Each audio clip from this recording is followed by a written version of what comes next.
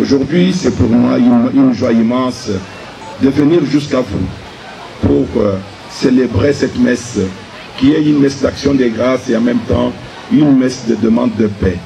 La paix chèrement acquise dans notre province, chèrement acquise dans notre milieu, quand on regarde l'histoire que nous avons vécue depuis les années 60 jusqu'à ces jours, nous sommes toujours secoués.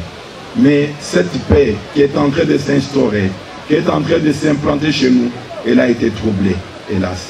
Elle a été vraiment saccagée.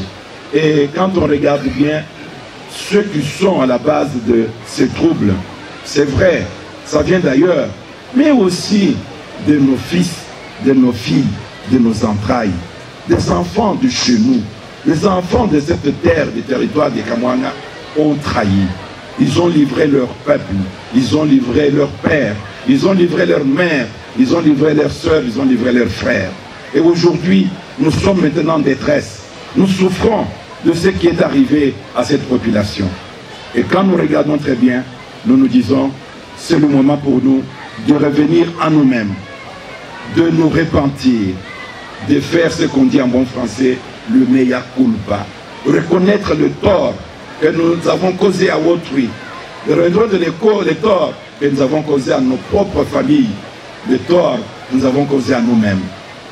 Demandons à Dieu dans cette célébration de l'Eucharistie pour que d'abord il nous apaise et puis qu'il nous pardonne. Qu'il pardonne chacun de nous. Parce que certains d'entre nous, ils ont été lâches. Il y en a qui ont été complices. Il y en a qui ont été auteurs de cette situation trouble que nous avons vécue. Ces états-là de complices, des auteurs et des indifférents et de ceux qui n'ont pas osé faire, ça nous a mené à une situation trouble que nous vivons aujourd'hui. Nous allons, dans cette célébration de l'Eucharistie, demander à notre Dieu de pouvoir penser nos cœurs. Nous avons été blessés. La plupart d'entre vous, du jour au lendemain, se sont retrouvés dans une situation désagréable. Ils étaient là tous ensemble comme famille. Ils se sont retrouvés un jour avec des absents dans la famille, mais des absents éternels, partis pour l'au-delà. Nous nous sommes retrouvés un jour, un bon matin, avec ceux qui étaient avec nous tous les jours, mais qui se retrouvent maintenant handicapés, invalidés à cause des situations de maladies qu'ils ont pu rencontrer à cause de cette situation trouble. Ça ne doit pas continuer. Peuple bien-aimé de Dieu, nous sommes appelés aujourd'hui à pouvoir nous ressaisir et saisir de cette occasion pour nous dire plus jamais ça dans les territoires des Kabé-Kamwanga, plus jamais ça dans les territoires des Gabi, plus jamais ça dans notre province, plus jamais ça dans notre pays. Mourir gratuitement, mourir pour rien, se trouver là dans des situations d'innocence et puis avec des personnes qui sont comme des bourreaux qui viennent enlever la vie à ceux qui ne veulent pas partir d'ici, c'est vraiment horrible.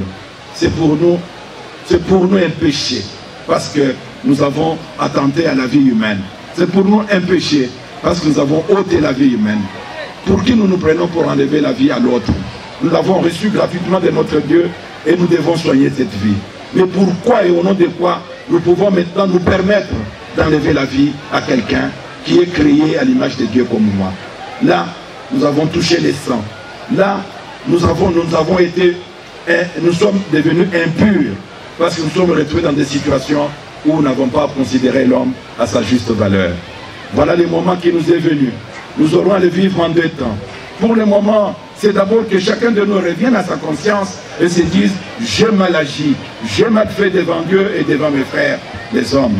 Le deuxième moment sera le moment de réconciliation en suivant le rite de chez nous qui est beaucoup plus significatif, le rite de réconciliation. Il faut nous réconcilier avec nous-mêmes. Et ce moment doit être préparé. Mais préparé par qui? Pour ma part, mes prêtres sont là pour préparer. Mais ces prêtres, comment ils ont été considérés par le même peuple? Je suis en train aujourd'hui de dénoncer mon peuple, de dénoncer le peuple chrétien, parmi les acolytes, parmi les chrétiens de l'Église catholique, parmi ceux qui ont été autour du curé. C'est parmi ces gens qu'on a retrouvés ceux qui les ont à un moment donné trahis. Tout d'un coup, du jour au lendemain, il s'est transformé en loup féroce tout d'un coup, du jour au lendemain, ils étaient méconnaissables. Devant leur propre pasteur, ils se sont comportés comme des bourreaux. Ils étaient là à menacer de leur vie. Devant leurs servantes, les consacrées, les religieuses qui étaient dans ces territoires, ils se sont retrouvés désemparés du jour au lendemain. Qui, ceux-là qui devraient être servis, qui ont bénéficié de beaucoup de services, de beaucoup de générosité de ces pasteurs, de ces prêtres, qui ont bénéficié de la générosité de ces religieuses. Aujourd'hui, ils se sont retrouvés là, se demandant qu'est-ce qui arrivait.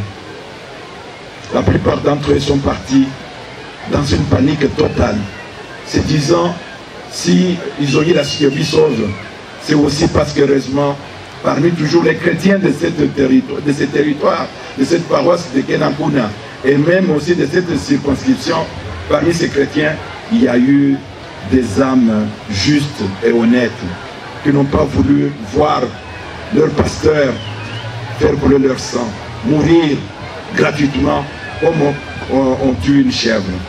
Je remercie sincèrement, j'exprime ma profonde gratitude à tous ceux chrétiens qui se sont donné de la peine de protéger et de sauver la vie de ces pasteurs.